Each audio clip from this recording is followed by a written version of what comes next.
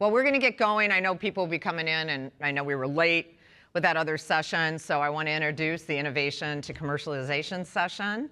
Again, these are staggered sessions today, so another one I think is starting 11:30, doing a little differently. And remember, there's boxed lunches today, and you can take them anywhere. So don't hesitate. I think around 10:30, is that right, Reese? 11 to 1:30. Okay, great. So they're downstairs as well. So you can bring them into sessions as well, right, Risa? Okay. So again, welcome to this session. This is sponsored by Foley and Lardner. I just want to tell a little story about Foley and Lardner. With our company, Novogen, that we started in 1990, and I still can't believe that's 35 years ago. This is why I'm 64. I can say something 35 years ago. We had Foley and Lardner as our law firm. They were amazing. They trademarks, patents, and then as we grew, we were purchased actually by Merck KGaA in 1998, which now you know is MilliporeSigma. I've mentioned them actually today, and they helped with that due diligence. Unbelievable law firm that we could always trust, and I'm a huge fan, as you can see, of this law firm. So anyway, we really appreciate Foley and Lardner sponsoring this session today. They're great partners to this industry. And with that, I'd like to introduce Will Olson, that's going to talk a little bit more, and then introduce the speakers. Thanks. Good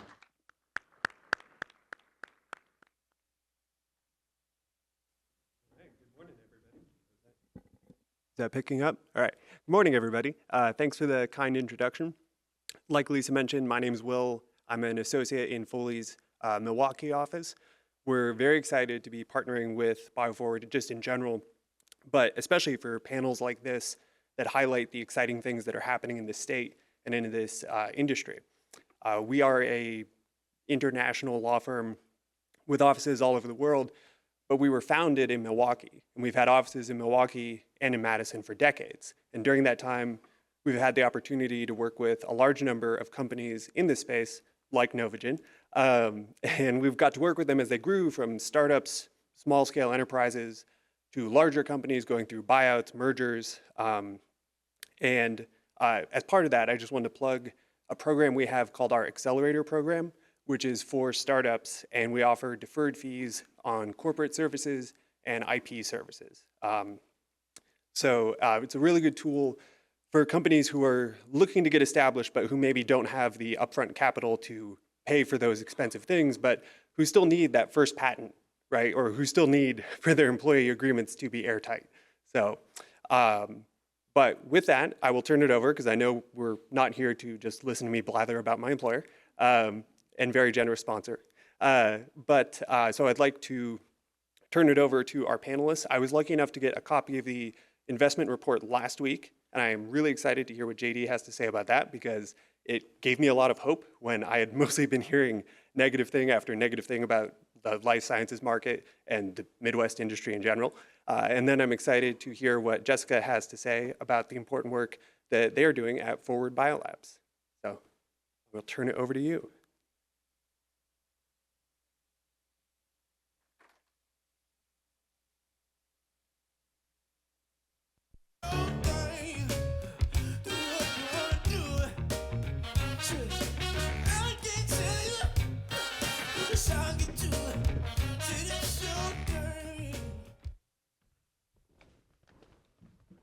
So I'm going to just start with a short intro. Well, see if Lisa can keep things short. Just a little bit about BioForward again. Again, it's a simple mission that we're here to really unite and help grow this industry. You know, we are an action-oriented, I think you can see, association. We're coming at this, and we love this event. It's so important to have, but we are not an event organization. We really go after these initiatives with the Tech Hub, you know, anything that helps support different initiatives like the Economic Impact Report that I was talking about, our investment portfolio report. We've gone after talent attraction. We're really trying to hit different areas that we think can support this industry. And I think it helped that I came out of this industry. I know the pain. I know the pain that entrepreneurs go through. I've been with a large company with Merck, worked for the government. They were happy to get rid of me. But it's been really rewarding to be part of BioForward and just to be part of this amazing industry. I'm so proud of. But I just wanted to highlight that because of you, because of our members, it's your money that is making all this happen, that we can do these things. So thank you for doing that we could help support the Tech Hub, with strategic initiatives and certainly advocacy. And I'm going to get to that in a minute. So just trying to highlight some key areas that kind of relate to this. I love this slide. We've done this for attraction purposes for companies, just to show the strength that we have. It really is amazing. It's not all the companies in Wisconsin. It's not all of them that are in the Economic Impact Report, but it just shows the volume and the breadth that we have here. But I want to highlight again just the importance of entrepreneurs. I've talked to a lot of larger companies, and you have to back it. You have to find ways to support someone like a Jessica, to go in there and get side by side. You heard me saying it with Tim, industry research partnerships. Sometimes we're a little slow here in Wisconsin about doing some of that, and we have to do more, because if we don't have a strong entrepreneurial ecosystem, and JD will hit this, you don't have it long term. This thing crumbles. And we've done a pretty good job in Wisconsin, but we continue to have to do more. And my company, Novagen, was, again, sold to Merck. Merck moved us out to California in 2009, but there are Novagen employees all over Madison in all these different companies. Entrepreneurs, it's not just within that company. Then they go off, and join other companies. That's a talent. So it's not just saying, hey, come here from California. We got Exact Sciences here. No, you need these young companies as part of your ecosystem for even that talent side, that innovation side. So just wanted to put that slide up because it is really impressive what we have going on. I'm not going to go in a lot of detail, but again, just the growth. And Wendy had some of the data points that I'm putting up yesterday with the technology project. If you don't have this data, and if you can't show the strength, then companies aren't coming here. We can't go after initiatives. You have to show that we have strength there, and just our growth during the last, this was for 18 to 23. Again, we'll have our next report next year. Hopefully, there'll still be good growth rates. But we're kicking it against the United States in some key sectors. So we do have a lot going on here. And then where this starts to come in with what Jessica's going to be talking about with Forward BIOLABS, and why I'm weaving in BioForward, is just the importance of this association. I'm not going to go into the EDA. Again, Wendy picked up on all that yesterday. But I want to highlight the 7.5. And again, thank you for supporting this association, is that we can do advocacy. We have a lobbyist. I can help lobby for this. And it was that 7.5 was GE Healthcare and BioForward, and it's our relationship with legislators over long term, and BioForward has stayed very independent, and they trust us. But that took a long time to build that trust.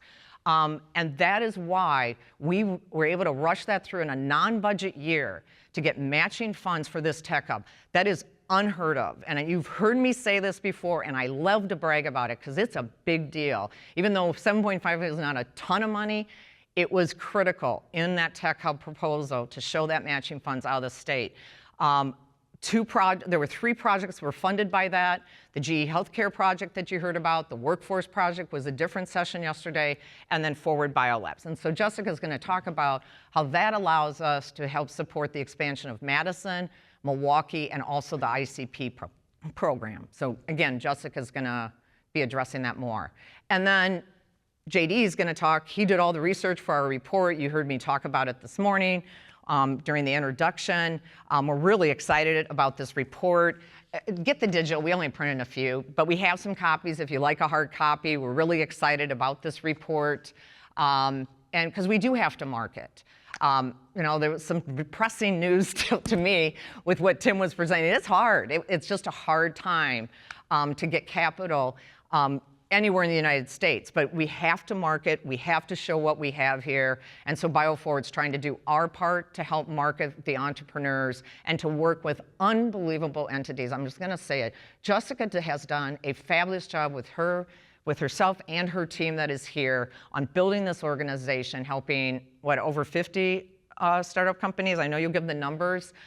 Those are the things that are helping. I didn't have that. I mean, we had the Innovation Center at MG&E when we started our company, but this takes it to another level, and that's what we need. And really proud of what they have accomplished at Forward BIOLABS. And again, no, Jessica's going to go into it more, but I want to do a shout out because a lot of times people like Jessica don't get that recognition, and she deserves it. So, there.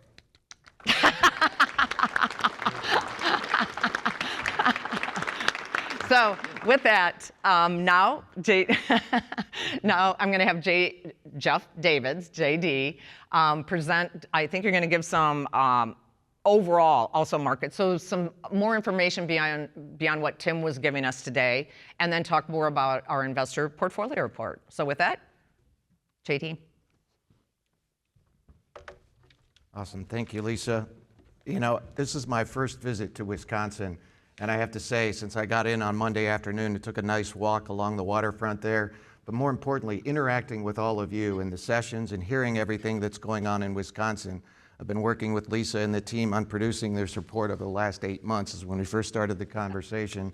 And you guys have a lot of great things going on. So my name is JD Davids, and I am a boomerang entrepreneur. So I grew up in the Midwest in Ohio. And after I graduated with a great Big Ten education, I went directly to California because that's where all the capital and all the jobs were. And I started as a CPA at KPMG Pete Marwick, and I quickly discovered that I was more of a deal guy than anything else. I fell in love with the venture capital deals that were going on. I fell in love with the M&A and the IPO transactions because it was the pathway to commercializing all of these innovations that people are generating all over the place. And so one of the main things that I learned, my two observations in coming back from California is that, can we go back one slide? How do I do that? That's a good question. Anyway, that's all right, don't worry about it, I got it. I was on the management team while I was in California. I was on the management team of 8 different venture capital-backed companies. And if you add it all up, we raised over $100 million at those companies. And I learned a lot in that process, not just about company building, but also about ecosystem building. And I really want to first applaud everything that you guys have done, because the truly collaborative nature of what you built is what's driving your ability to get the money for the Tech Hub and really give you a surge ahead of what's happening in the region as well. So for the next 10 minutes, I'm going to walk you through what's inside this report, and then at the end, I'll put a QR code up so that you can all download the report directly from here. It covers all of last year and the first quarter of this year, and you'll find in the report 55 companies that raised an aggregate of $288 million during that 5-quarter period. In the report, you'll also find 14 deal tombstones where we memorialize the successful completion of the financial transaction, and we put the logos of the investors up there so you can learn more about it.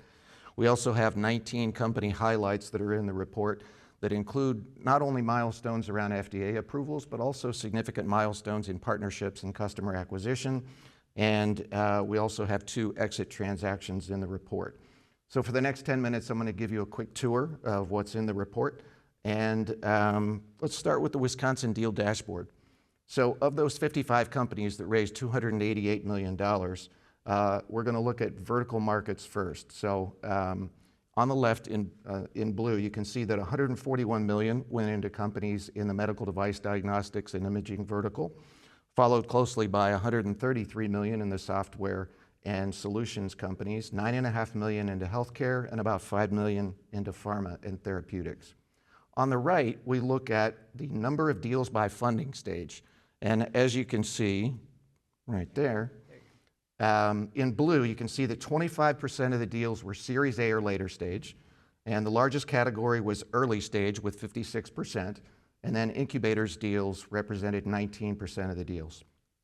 Now, when we look at deal size, starting on the left in blue, we had 6 companies that raised at least $10 million. We had another 18 companies that raised at least $1 million but less than 10. And then we had 22 deals under $1 million and some undisclosed amounts where deals happened as well. On the right, we show dollars by funding stage, and as you would expect, most of the money goes into later stage deals, as Tim was talking about earlier.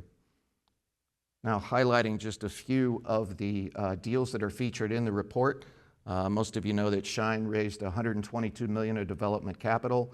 Centaur Holdings raising 80 million, Elephas with 55 million. I would love to tell you a little bit more about each of these deals, but if you download the report, the details are in there.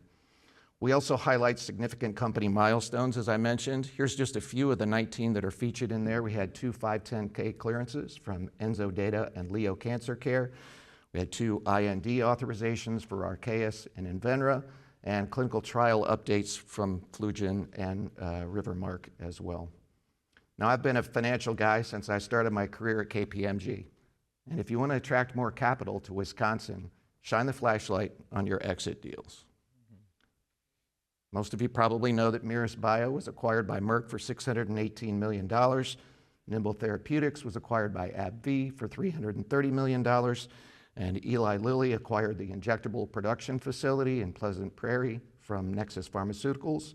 And that's primarily for fulfilling growing demand for Mounjaro and Zepbound. And then we also had Siegfried acquired the CDMO facility from Curia Global. And when you see the dollar amounts on these types of deals, that's going to attract more capital to come in. Now, when we zoom out and look at the national context for some of this activity, the report unpacks what's happening in the personalized medicine market, artificial intelligence, along with FDA clearance trends and emerging sectors as well. So starting with personalized medicine, this is a fast and growing market. It's expected to double over this 10-year period. By 2033, Grandview Research predicts it's going to be well over $1 trillion with a compound annual growth rate, a CAGR, of 8.8% going forward. And you already know this, but Wisconsin already has some major players in personalized medicine, including Accuray, GE Healthcare, MilliporeSigma, and all of these companies on here. Now, you've got some big companies with deep pockets, and it's a strong foundation that's going to make it easier for you to commercialize your research and deliver those products to the world. And you can't really talk about personalized medicine without talking about the impact of artificial intelligence, because I believe that AI is essentially jet fuel for personalized medicine. And this chart shows, very similar to what Tim showed up there, almost 60% of the venture capital investments are going into AI-dominant companies. And so this is a trend that's likely to continue up and to the right. Investors are also watching the growth of FDA clearances and authorizations, and we had 47 new therapeutic molecular entities authorized last year. 38% were personalized medicines. We had 6 new gene and cell therapies, 11 diagnostic testing systems cleared. And look at this chart. This is the cumulative number of medical devices with AI and ML technology in it, and we're well over 1,000 cumulative right now. So believe me, investors are paying attention to this because getting an FDA authorization or a clearance is one of the keys to getting products to market. I was also excited to see 2 emerging innovation segments where Wisconsin is showing early leadership. Radiopharmaceuticals saw a 550% increase in venture capital funding over the last 6 years. That's staggering. And the compound annual growth rate, I looked at a whole bunch of different research reports, between 15 and 24% CAGR. Investors are definitely interested in that. And CRISPR, as we talked about yesterday, the baby KJ story is just gripping. I saw that first a few months ago, and it's an amazing success story. CRISPR is, the CAGR is 11%, growing to $5 billion by 2030, and obviously Aldebaran's leadership in that area with the world's first mRNA-based personalized CRISPR therapy. I don't have to tell you guys in the scientific community, that's a very big deal. And it's not just the, let's see, hold on one second. And I want to let you know how jealous your neighbor states are that you got the Tech Hub designation. It's really a big deal for several reasons, but all your efforts delivered a lot more than just $49 million of a Tech Hub designation. When you add all these components up, you've successfully secured over $100 million of capital to grow your ecosystem. Those resources are going to allow you to surge ahead of other regions that don't have these resources. So I really want to congratulate you all for building a truly collaborative community that's able to pull this off. And it's not just the money. Let's look really quickly at why it matters. Of course, we've talked before yesterday about the jobs, 30,000 direct, 110,000 indirect. But also what makes it really special is your Tech Hub is one of only 4 biohealth-related phase 2 funded tech hubs out there. And that's going to definitely attract more capital from venture capital as well as corporate, because investors know how to leverage those resources. And it also puts you in a unique position of leadership in the region, because the hyper-concentration of capital and talent in coastal innovation hubs is actually a problem for the coasts and an opportunity for the Midwest region. And as the geographic distribution of venture capital balances out, I'm a firm believer that a rising tide lifts all boats, because I've seen it before. And as I mentioned, there's only 4 biohealth-related tech hubs with phase 2 funding: Wisconsin, Indiana, New Hampshire, and Alabama. There are 5 others that have registered, but they have not yet received phase 2 funding. So you guys have a head start, and that's a big thing. The other trend that I want you to be aware of is that capital is moving into this market from investors that have not traditionally been active in biohealth and life sciences. Andreessen Horowitz is a true Silicon Valley powerhouse, traditionally in software, and they've partnered with Eli Lilly for a $500 million life sciences ecosystem fund. Novo Holdings last year alone did 39 VC and 26 private equity deals. Google Ventures, GV up there, they've done a lot of deals in this area. Now we've got semiconductors. Semiconductor companies like NVIDIA and AMD are putting money into biohealth and life sciences. Arch Venture Partners, Cataleo is another one, big money that's coming in. If anybody remembers the old RJR Nabisco, the largest leverage buyout with Henry Kravis, who's the founder of KKR, one of the largest private equity funds out there. He's on the board of Cataleo, and they just launched in 2020. They have over $2 billion worth of assets under management, and it's all for biomedical technology. So if we're looking for hope, Lisa, there's one of the examples, right? So let's see. I think it's also important for everybody in the room, and then I'll start wrapping up here real quickly. If you're not aware of NVIDIA's BioNeMo framework, I encourage you to take a look at it. You can actually get started with this powerful collection of programming tools for free if you are a research scientist. And it's a collection of programming tools with massive data sets that you can use for predicting and modeling 3D protein structures and properties and generating novel protein sequences and molecules. So I encourage everyone to take a closer look at what NVIDIA and their partners are doing. And when it comes to building a thriving ecosystem, these 4 pillars are absolutely essential. I think you're doing a great job of getting more financial capital and more human capital, and the Tech Hub money that you have now is going to continue to push that forward. And the technical and scientific capital, I think, is one of your greatest strengths, and events like today demonstrate the power of community engagement and support. So in summary, Wisconsin really has all the resources and potential for massive growth. And I look forward to seeing how you invest and expand on the work that you've already done. I believe you have tremendous potential to commercialize more of your research, and this event demonstrates the collaboration. And I may be biased, but I think that this report does do a great job of telling the stories that in Wisconsin that more people need to hear. And it puts Wisconsin in a position to lead the region in growing this area.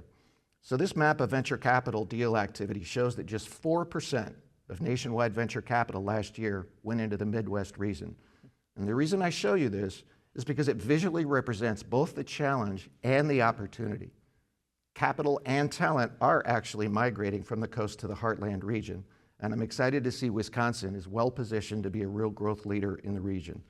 So in closing, I encourage you to download the report by hitting this QR code right now, and then we'll have Jessica come up and talk about Forward BIOLABS and their role in all of this growth.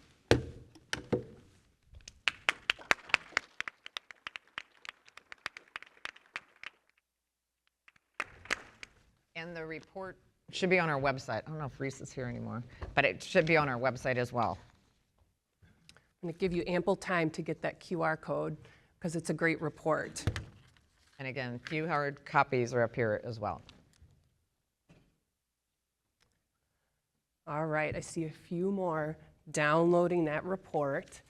Thank you for having us here today and for having me here to talk about some of the things that we're doing at Forward BIOLABS in this new program that we're kicking off in conjunction with BioForward.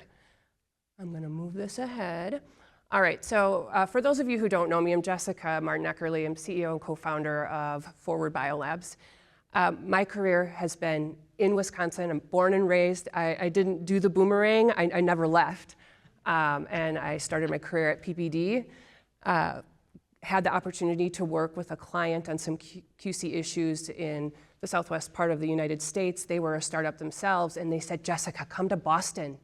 We'll hire you. If you don't want to work for us, we'll introduce you to anybody. Like, just come to Boston and work in this great field. And I said, no, I like Wisconsin. I want to stay here. There's so much happening in Wisconsin. And so I went to Stratitech, which was working on a human therapeutic skin tissue product.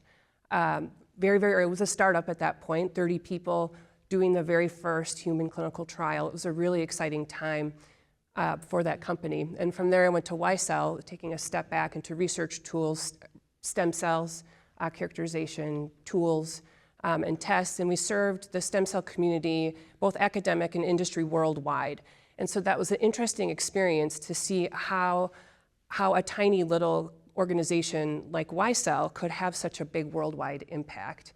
And what I learned there, as well as through my career, is how much fantastic science happens at the UW-Madison and our other research institutions around the state. And when a PI came to YCell and said, hey, can I have some extra space? I'm starting a company, I could really use some help. And we helped that company get into, which was BrainCell, get into some extra space and see how that helped him. That was the birth of the idea of Forward BIOLABS. And while Lisa comes up and says, hey, Jessica, kudos, all that makes me think is how many people helped and put in to make Forward BIOLABS happen. And what that means is it's not just the MGEs, the URPs, Promegas, Gilson, Findorf, WEDC, it's the people that stood up and said, this is important and I will get behind it. Aaron Oliver, Nick, Sarah, Bob at Findorf, you guys are the people who helped make this happen, and I appreciate that, because look where we are today. We are helping companies. Axio is about to launch right out of Forward BIOLABS, and they're on the cutting edge of AI, riding this bubble, and it'll be really fun to see. It's not a bubble. It's going to do a lot of good. It's a wave. A wave, yeah.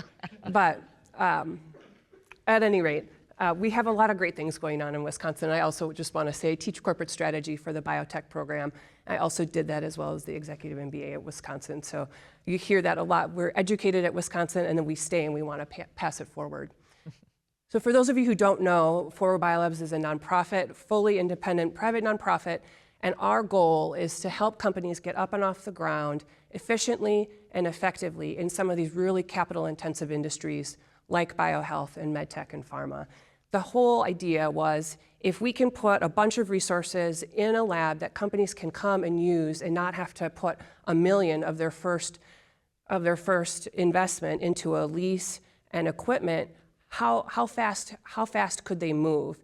And that is very, very effective. We were at the cutting edge of this because when we started talking about this 8 to 10 years ago, there were really only a couple really successful models. Lab Central in Boston, another NBC BioLabs in San Francisco, and then a little for-profit chain had started establishing a few of these things in between the coasts. But I will tell you, because of the support that was given, the trust placed in me to help get Forward BIOLABS up and off the ground, we had states from Minnesota, Michigan, Illinois, and literally countries that came with WDC to say, how do we put this together?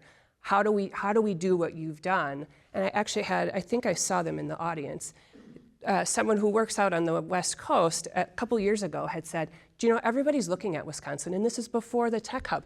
Everybody's looking at Wisconsin. How can we do what you're doing? So kudos to you who are running companies, big or small, and who are helping to make this ecosystem bigger and better. It all makes a difference. I can tell you that by talking to founders and working with their scientists. It all makes a difference. So now what I get to talk about is the fun things that we're doing as part of the Tech Hub and the opportunities that we have to really put some of these state dollars to use to help grow and expand the impact. And so the first thing that we're doing, and we've been working on this for a couple years now, is expanding our footprint in University Research Park. And so This will give us the opportunity to have not only more benches for startup companies, but more shared equipment. We've acquired just a ton of equipment, and thanks to our partners and other companies who've donated equipment, but we still have a wish list, and this will help us acquire some of those wish list items. It is like Christmas in the lab every time we get a $30,000, $40,000, $50,000 piece of equipment because it enables people to get data that they otherwise wouldn't have. That helps them go to say, look at the data I have and look at, if you give me your dollars in an investment, look what else I can do.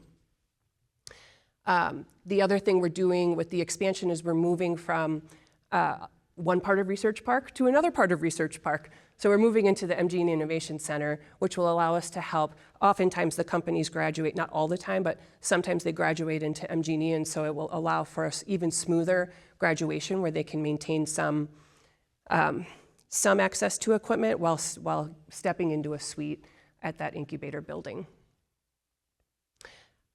Another effort that we're putting together is a small pilot in Milwaukee. Now, Milwaukee has fantastic stakeholders. I see you, Kalpa and Kevin and Jessica from UW Milwaukee Versity. I see you. Milwaukee has a fantastic ecosystem already that has done a lot for biohealth already. So the goal here is to help startups to just be a conduit, to work with stakeholders. What else is needed? How else can we support the entrepreneurs and founders in Milwaukee? Connect them with resources, grow that ecosystem in whatever way is the best in that ecosystem in Milwaukee. And then the third effort that we're working on with the state money is called ICP. Now this is a step out in a really wonderful way, because not only is this a statewide program, but it is very broad. So a lot of people know Forward BIOLABS is the lab, and even outside of the lab, we do help companies outside of their needs in the lab because they like to come just to be part of the community and be part of, you walk into the facility sometimes and sometimes it's quiet, and other times I walk in and there's 3 or 4 companies and they're talking and they're sharing experiences and they're talking about not just what happens in the lab, but their companies and their industries. And so getting some of that connectivity going around the state. And so with ICP, this program will put capital in the hands of entrepreneurs in the way that they need it the most right now. So we heard early stage capital is a little harder to come by right now. So what we wanted to do with this program, after taking the input from various stakeholders and funders and companies around the state, is allow them to tell us, what do you need to help you get the next round of capital in? How do we help you go from taking the seed funds, which often are coming from these great, healthy Wisconsin angel and early VC groups, and help you bridge to the regional and national VCs with the deeper pockets to help you get the larger pools of capital in here that you need to grow? That is what ICP will do. And what I really want to emphasize is how broad this program is, not just geographically, but this program spans the entire industry.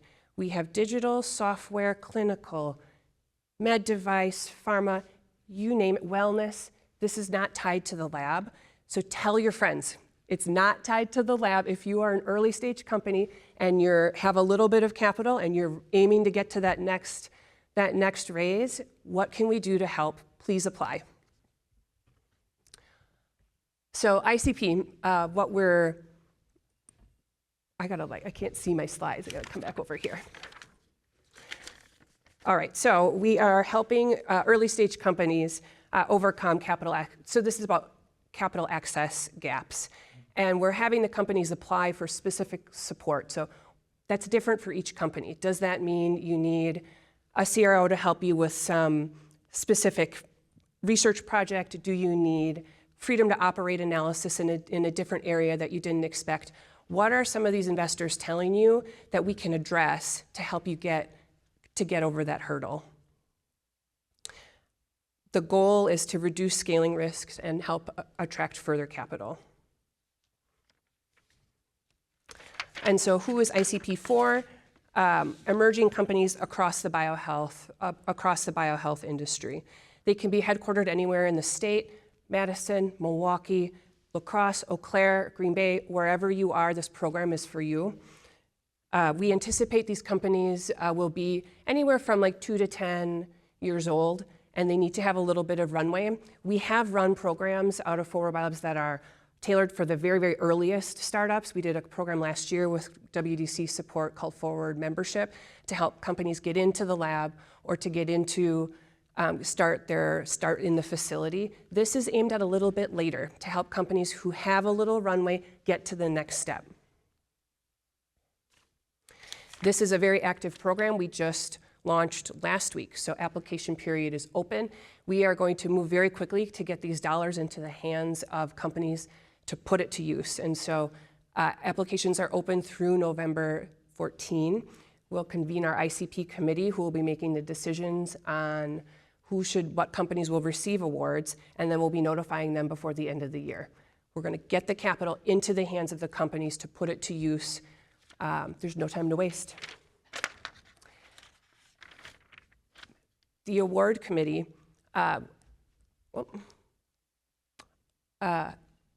is made up of leaders from across industries or across segments of our industries. And I want to really say thank you to these leaders for putting the time and effort, not just in helping formulate the program, but in helping with the awards over the next year. And so Brad Garcia from AbbVie, he was a VP at Nimble Therapeutics. He's walked this path multiple times of raising money, getting a company established through acquisition and in the pharma space. So we're really glad to have him on board.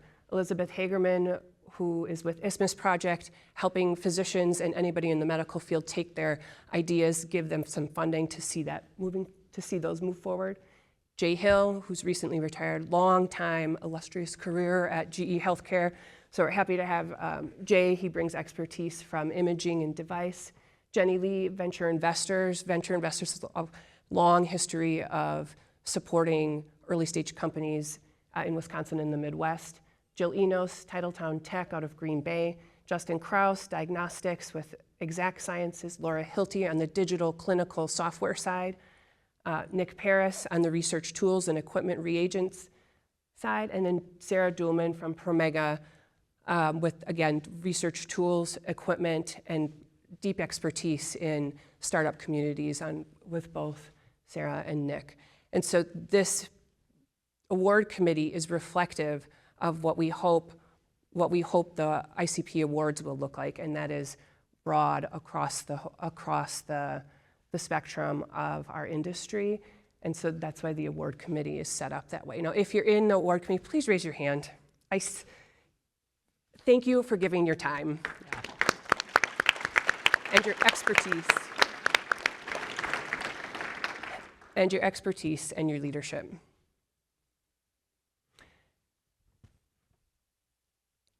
For you, young companies, and your young company friends, Shivam is here. Raise your hand. He's the primary contact for ICP, so if you have questions, we've got information on the website. Connect with us on LinkedIn. And before I turn it over to Q&A, Shivam is sitting by Bianca and Mike. That's the team. It's the four of us. I just want to commend the team. Yep. When you work in a really small organization, when there's a job to do, you do it and you get it done. And what we have with this team is not a yin and a yang, but a combination of four yin and yangs, and we complement each other so well. And the work that they do is such high quality that I just want to thank you guys, because we wouldn't be here if it wasn't for this team leading the way in the lab and with the companies. And so.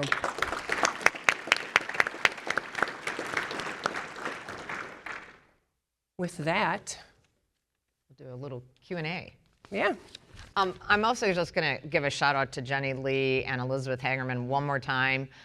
They went through months with Jessica and I with Whiteboard and BioForward, and you know that takes a lot to have to do whiteboarding with Lisa and to try and figure out this program. And it was a lot of work to put that together for the EDA. we were disappointed we didn't get some of that money from the EDA, but again, there were other things going on and there really wasn't that support coming out of the EDA for any entrepreneurial program. But we're proud that we have money from the state.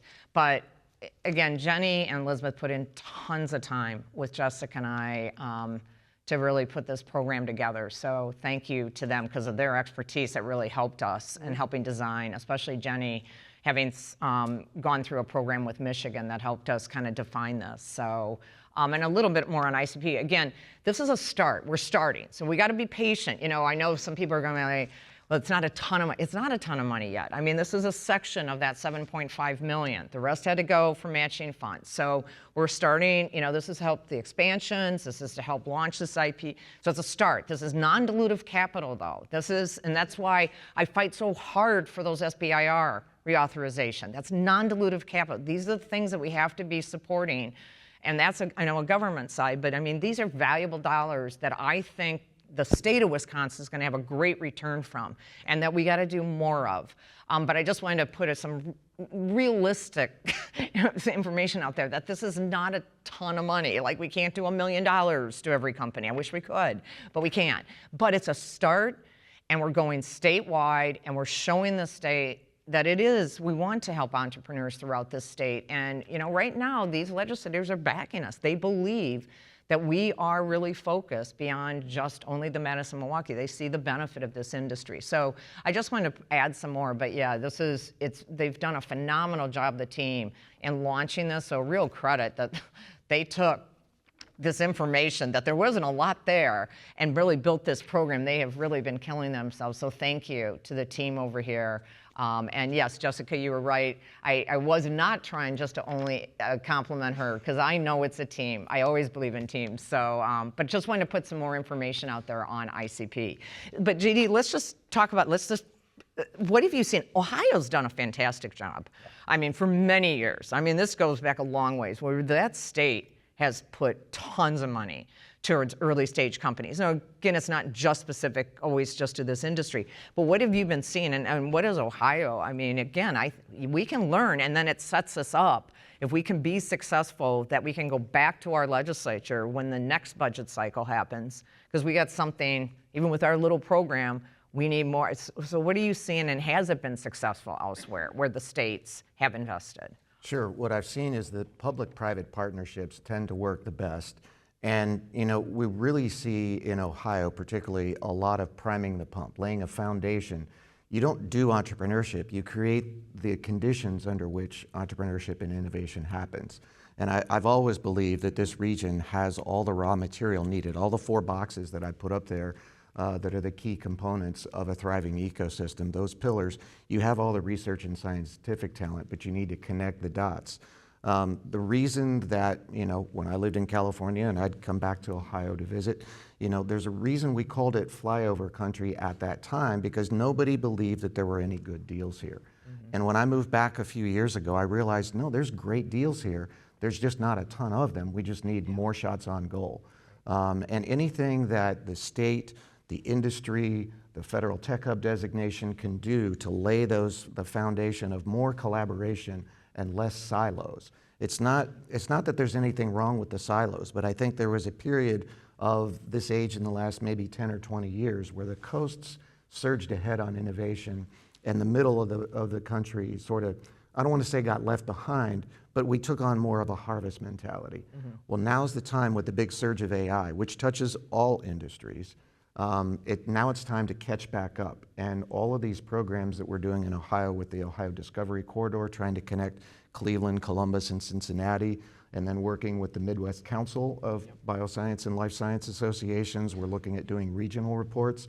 So I think it's more, you know, more of what you're doing now. It's in all of the above. I see a lot of workforce training initiatives, which are critical to get the larger dollars in, because after the investors look at a deal and they say the technology is sound, the next question is, how can I scale to 400, 500 employees? Right. Can you fill all those positions in the Midwest or not? And I think the answer increasingly is yes. So that's what I think most of the money that can help the most is to take the entrepreneurs, shine the flashlight on the good deals that are here, and then I'll stop with this, is the storytelling. We have great stories to tell, and Tim mentioned it too. Don't apologize for being in the Midwest and building a startup company in the Midwest, because there are true advantages, not just cost, but the culture. I mean, people are so much warmer here than when I lived for 28 years in California. I love California, don't get me wrong, but there are different business cultures, hardworking. Anyway, I'll stop there, but the programs from the state and the money that can continue to, I like to, my parents grew up on farms. Create good soil and you'll get a good crop. Right. Yeah, you talked about collaboration, and it is. He's complimented us in Wisconsin for working together, bringing these partnerships together. And as you know, I acknowledged Ohio Life Sciences for doing that first report and then reaching out to the rest of them going, listen, I mean, we want the investment certainly coming to Ohio, but our story is even bigger if we all come together. So I know Illinois has now done a report. We've now done a report. Yep. Some of those other states haven't yet. And there is investment into this. And so it could be that they just aren't in a position on some of these other associations. And sometimes you don't have the volume that we do either. Ohio did a great job. Illinois had great volume in their report. Sure. Yeah. But if we can start to market that, again, especially if interest rates do come down, I mean, it's powerful. If we don't have that messaging readily available, it makes it much more difficult to be able to go out there and say, be looking here if we don't have those kinds of reports, correct? Absolutely. It's all about messaging and storytelling. You have great stories to tell. We just need to tell them to the right people in the right way at the right time. And I think this report is a great step in the right direction, but we need a lot more of it. We need more shots on goal. I think the biggest thing that we're lacking right now is more operators. You have fantastic scientific and medical talent here. And if we can match that community up with operators, people, I mean, we need 1,000 more of me, people that know how to raise money, build a company, a board of directors, and actually produce a 10x return to investors. That's really hard to do. But building a community can support the people that are trying to fail forward is essential. Yep. So Jessica, same kind of thing. You brought up Lab Central. Like you've tried to build something that attracts, to help lift up this ecosystem, and you saw things out of them. And there's only so much we could do. You can't just duplicate everything. But don't you think having this ICP program too, having that attached with Forward BIOLABS, and it doesn't mean the company's in it, where Lab Central might have it more that had to be their companies, had to be in Lab Central. This can be companies outside of Forward BIOLABS, but it connects it with Forward. Will that help? Is that a way that we can start having this network? Because as I talk to people, even Kenosha, they want to see this innovation network happening. And, I think you're part of that. I kind of have two pieces there a little bit. But does this ICP, how do you see this kind of benefiting and telling a better story even around Forward BIOLABS and what you're doing? So many little pieces there. So with ICP, it's intended to be so broad to help companies far outside of the use of the lab. And I think that's part of the impact that we're going to see. And I just want to take a step back from it. Last year I was involved with at UW-Madison, the Chancellor's Entrepreneurship Initiative. And one of the things that we found in talking to people out of Stanford and MIT, like literally what they said is Wisconsin is dripping with discovery, dripping with technologies, like ready to go take into companies. The science that we have is phenomenal, and we are starting to see more programs over the last even just couple years, and I just want to highlight a couple of them because we're not we always talk about like Forward BIOLABS is a cog. We're one cog in this ecosystem of which many are a part, but out of medical physics, they're supporting Victor. I've seen him around. He's working on, they're supporting a PhD to take some technology, and he's really fired up about leading something forward, turning it into a company. Out of engineering, Bill Murphy is working on the same thing with a few different verticals, supporting entrepreneurial postdocs or PhDs as they finish their degrees to give them a year to work on formulating a company around a technology in an area that they already have deep expertise. I love this because at the end of the day, when you look at other places, they have experienced people from industry that come along for the ride and VCs, But a lot of times it's first-time entrepreneurs who are leaving the lab, doing these new technologies, willing to take the risk. And like as Rock Mackey likes to say, with fire in their belly, to see some change and move things forward. And that is something that I feel pretty strongly about, that we should enable people who are already here to move up, because then it's easier for people to come along for the ride. I'll give Justin as an example. They just hired someone who's based in Boston as their CCO. And so when you get something, and I've seen this with other companies too, you can hire people you can hire in that, but you've got to have the core people leading the charge on the technology side and on the business side. And then the other thing that we do see is it's not just people coming out of the university systems leading companies, it is people from industry. And we've had several, like Forward BIOLABS is not just for university spinouts. And those are some of the fastest moving startups that we have, because they're coming from industry. These folks who see opportunities leave their fantastic jobs to lead something moving forward. And so those are some also very, very exciting companies. So I've digressed a little bit, but when we talk about operators, I think in any ecosystem, but in particular ours that is continually generating new discoveries and new commercializable technologies, enabling people to go with those, in addition to bringing in talent at the high level, at the C-suite level. But Forward BIOLABS is critical in the sense that companies now have somewhere to land also, just as you said, especially if they're lab-based, obviously, because I know, and again, the MG&E Innovation Center was awesome. I mean, and again, that goes back to 1989, 90, but it was because there was an autoclave there. We didn't have to put capital towards an autoclave and a centrifuge. I mean, those things are critical, but that was kind of it. This takes it to another level. But now you're expanding. You're expanding in Madison and Milwaukee. I mean, there's a lot going on that you kind of have this vision of kind of making this bigger and bigger, because if we don't have this, it does make it more difficult no matter if you have these programs, and you've probably seen this in Ohio and California, if you don't have these landing spaces, it's not successful a lot of times. Absolutely. You know, one of the ways that investment can be really helpful is to create a safe space for entrepreneurs to have the conversations they need to have. We learn the most from our peers, whether it's in the scientific medical community or in the entrepreneurial community.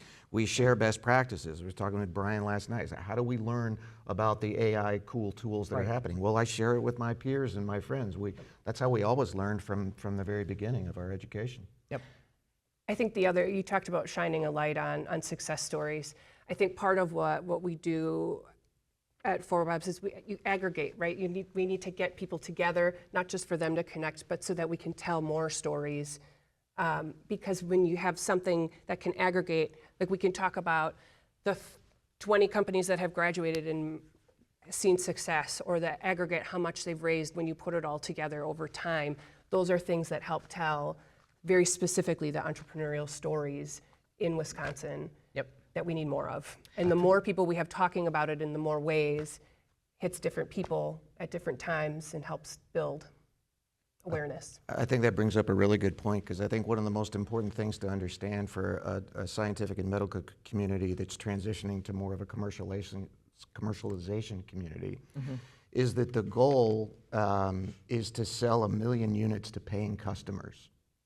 And when people understand that, we were talking about this last night, if you haven't been through the entrepreneurial process of raising money and then building it up and going through all the ups and downs and then selling the company, it's gonna be high highs and low lows.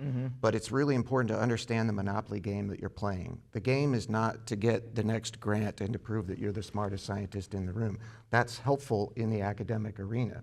But in the business arena, the only thing, everybody loves the science, but we love it 100 times more if you can go sell 1 million units of it and help 1 million patients get paying customers, because then the game is to go from your first $1 million of revenue to 5, 10, 25, 50 million, and then how do you turn your science into a future $100 million product line that somebody like Medtronic or Pfizer or any of the other big ones can buy. And the other trend that they didn't mention, and then I'll stop with this, is that many of the M&A that's starting to happen right now, a lot of the acquisitions, is by other VC-backed companies are acquiring the earlier stage ones, because as the round sizes get bigger, they have to do something with that capital. and they can and part of it is actually acquiring the talent. If you've Right. assembled an early stage company with amazing technology and a team of 25 people that can deliver it to 1 million patients as just one, example, well then that's a powerful combination. If you understand that the game is to grow revenue. Yeah, that was a great comment. Very good. Do people have, it's really hard to see with these lights. Question. Hi, I'm Marshall Poindexter. I help companies with marketing, fractional marketing. I know you, several of you. So you just talked, JD, about that transition from science to commercialization. What do you think are the biggest gaps that you've seen in other companies in making that transition, either on the talent side or on the process and infrastructure side? And how do you bridge those gaps? So I think it's important, first of all, to have a efficient tech commercialization program, tech licensing program. I think tech transfer at some universities is fantastic, and tech transfer at other universities could be more fluid. I really don't know specifically about UW-Madison right now, but I believe that, as we talked about last night, there's intellectual property dripping off the walls, and that if you take 10 people like me and walk through those halls and look at this stuff, you can definitely find things that you can go sell 1 million units of and build a company around. So if you can make the tech transfer process as plain vanilla as possible so that investors can look at this and say, yeah, that's a deal that I can do. If you have to customize every deal, that's going to slow it down. So I think that's the number one thing. The second thing is to get people on the advisory board of these early stage startups that have done it before. There's no substitute for experience. I was in the Marine Corps, and you can read all the manuals about military training and all that kind of stuff, but until you get on the battlefield and you see what it feels like to have a bullet whiz past your head, you can't substitute that experience. You have to just be part of it. Actually, one of the big sources of talent is when you have a successful exit like the two that I just put up there, the team members who are not necessarily the CEO, if you've got about a dozen people that are right there that have been through the gauntlet, they're the next founders of your next company because they've been through it and they have a completely new understanding. Oh my gosh, the monopoly game of venture is completely different than the scientific, get the grants going and stuff like that. It's not either or, it's both and. I want to go back to some, as whoever has a question as you approach, I want to add a comment, because you were talking about, well, as I hear you guys comment, we used to talk about like this continuum of support, and when you talk about technologies and moving them forward, I mean, it's so exciting. This is what we do, because you can take the technology, like, and Justin's sitting right here, so you're my, like, you're right here, so I can't not.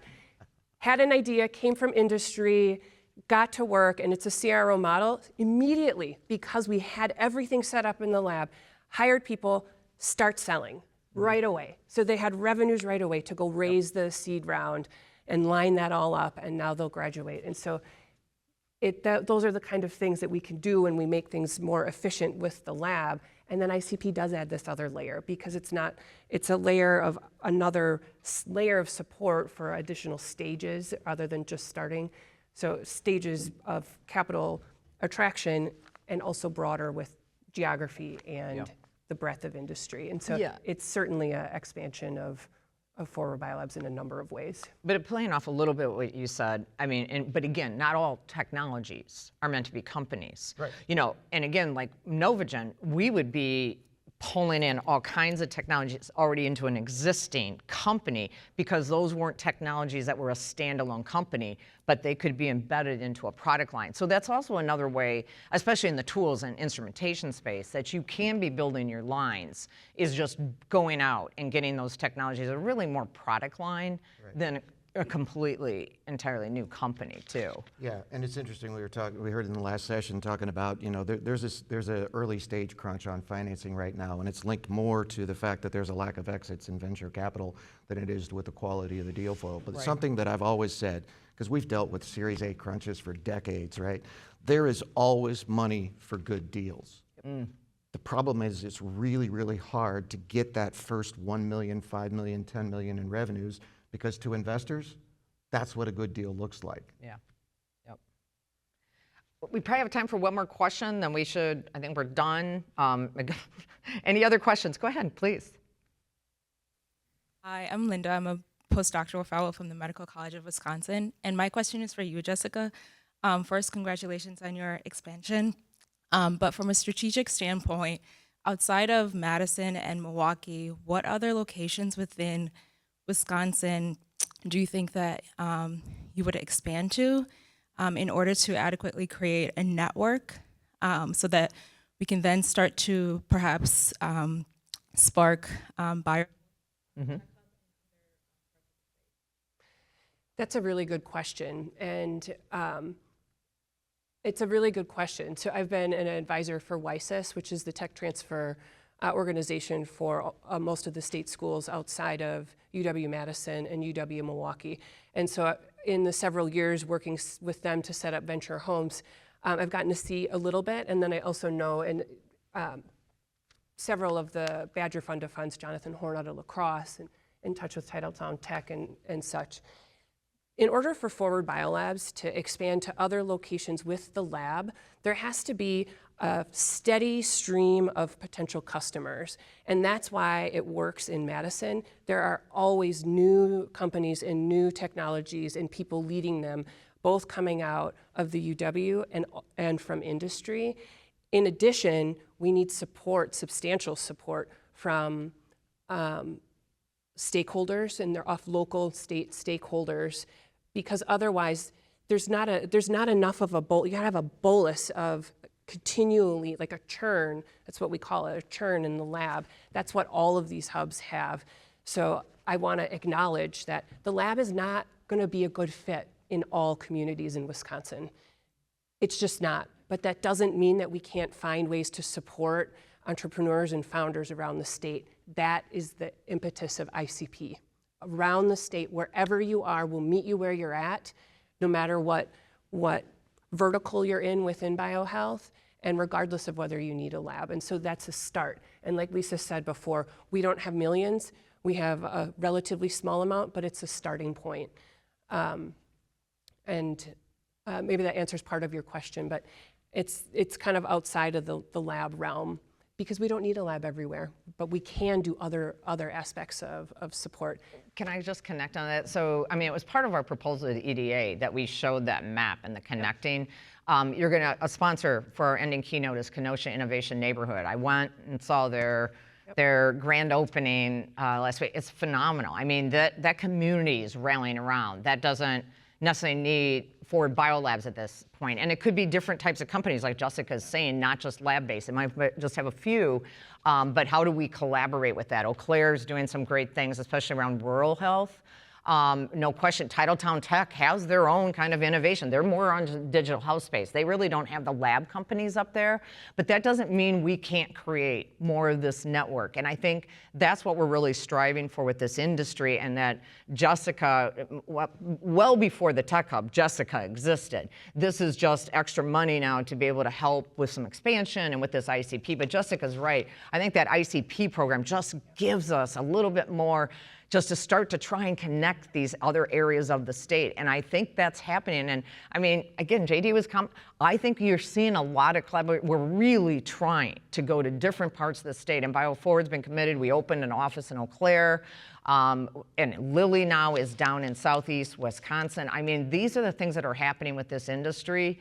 And I think you're gonna see us trying to collaborate more and more. We have Jill Enos from Titletown Tech that's on the committee. She's, again, she's in Green Bay. So I think you're going to see some of those things happening. It's just going to continue to take time as we get better and better at that collaboration. Makes sense. Yep. All right. Well, thank you for attending. I hope you found this information, good education, and be watching. We're excited to market the companies that are ultimately selected, and then another round. And yeah, we're super excited about everything that's happening. Congratulations to the Forward BioLabs team. Thank you, JD, for the great work he did on our report. It was phenomenal. He was great to work with. And yeah, there's more sessions. I think the AI in the lab is going on right now. But there's, again, the lateral flow, the onshoring, a whole bunch of stuff going on today, and then, of course, the reception at the end of the day. So thank you very much.